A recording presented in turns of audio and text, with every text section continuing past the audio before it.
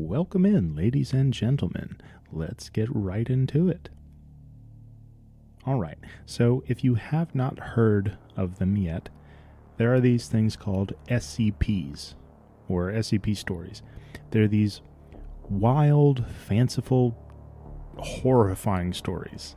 And they're written by a ton of people who submit articles, stories, and artwork to the SCP Foundation website. And it's a ton of fun.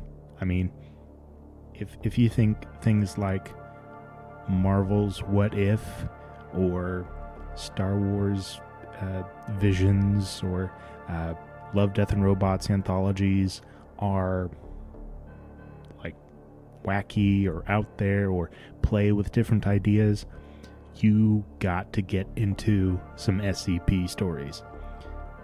I mean, you could just scroll YouTube. There's a good amount of SCP channels on Spotify that I know of, and if you just like kicking back and listening to some weird and terrifying and really cool stories, SCP is the way to go. So it's kind of tough to summarize all of what goes into what makes up the entirety of the SCP website, the lore, and the inspiration that kind of engineers the growth of the SCP Foundation. Now, in the universe of SCPs, the Foundation is responsible for capturing, containing, and studying various paranormal, supernatural, and mysterious phenomena that go unexplained by science. These things are called anomalies, or SCPs. And it's a mandate of the Foundation to also keep all of these things hidden from humanity. Now, reaching out into the real world a little bit, if you Google and do this, it's fascinating to me. Google how much SCP Foundation employees earn, and you'll actually get a whole bunch of articles and links to things like ZipRecruiter and Indeed that list salaries, and it's crazy. Like I am not sure of any other fictitious institute that has that. So I don't know how that happened.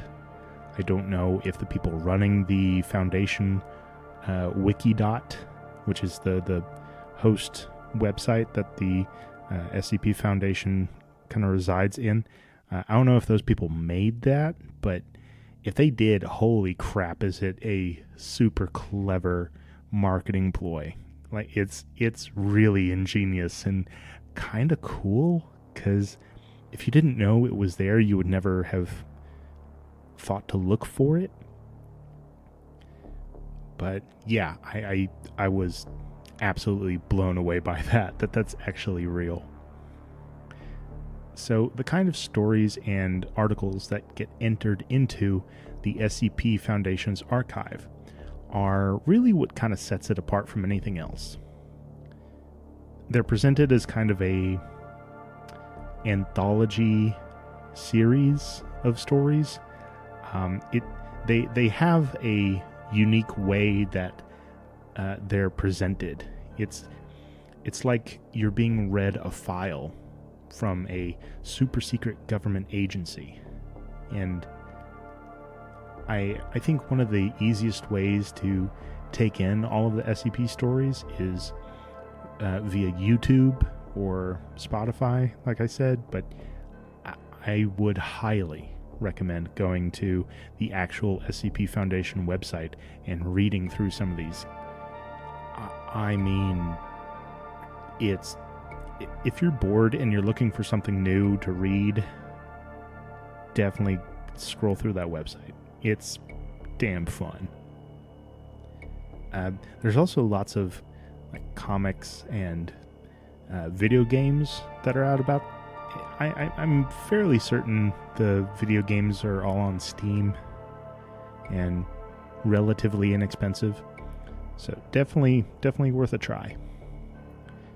Now, a lot of these stories have to deal with things like unkillable monsters, nightmarish scenarios, eldritch creatures, and mythical godlike entities that are inspired by things like religious icons or native folklore, or anything else from like a literary work like Paul Bunyan, Jack and the Beanstalk kind of thing.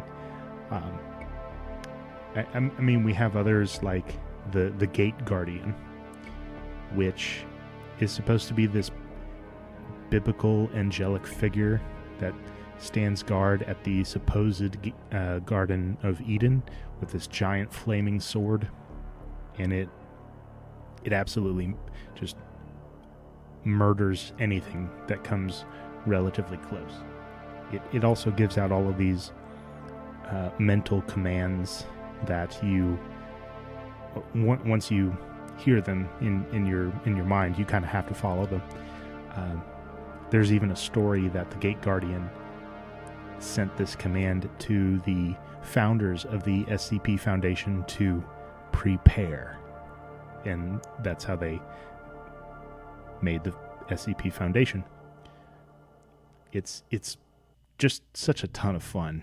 I mean, we've got things like that questionable angel figure. I mean, there's an endless IKEA store that has like these really tall, Slenderman looking IKEA workers who will beat the shit out of people if they act up in the store. There's more classics like the Shy Guy, who I'm pretty sure a lot of people who aren't familiar with SCP will at least know who the Shy Guy is. And he will scream at you and run to kill people if they look at him, or even if they look at a picture of him, he'll like run across the face of the earth in order to kill you. Like, he's the Shy Guy. He doesn't want to be looked at all. We've also got mysteries that abound within the SCP universe itself. Like who the leading members of the Foundation are, the O5 Council, why there's multiple entries for the same numerical designations, like the very first SCP, SCP-001. You've got the Gate Guardians, the Scarlet King, and a few others.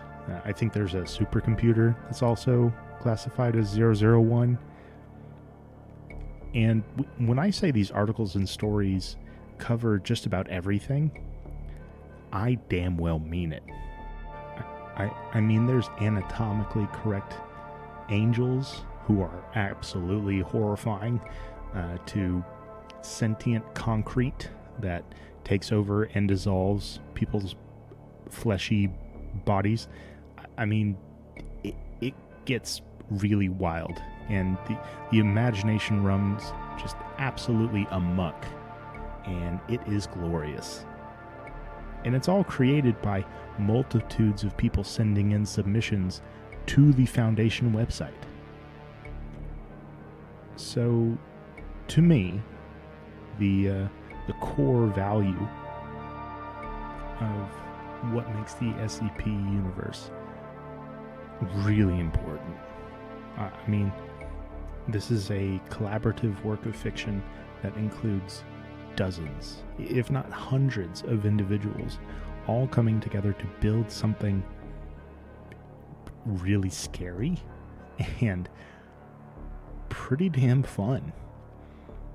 And I mean, it's really kind of inspiring to see some amazing science fiction be created that way by so many people coming together to create and stretch the imagination. And it's especially surprising because we've had anthology series before. We've, of course, got the works of Isaac Asimov, H.P. Lovecraft, or series like Love, Death, and Robots. But this one, I mean, dude, it's enormous. Like it could almost be its own classification of sci-fi horror or like Lovecraftian genre. I highly encourage everybody to go out and experience the wonderful world of SCP for themselves, rather than, just rattle off on my favorite stories. In fact, I might not be able to. There are some strange voices all around me that whisper to lead you all to the Foundation's website, to entice you all to the works of the authors and collaborators, to join your minds to the madness and joy of the unknown, ensuring that the souls of all who enter never leave, but join and grow and become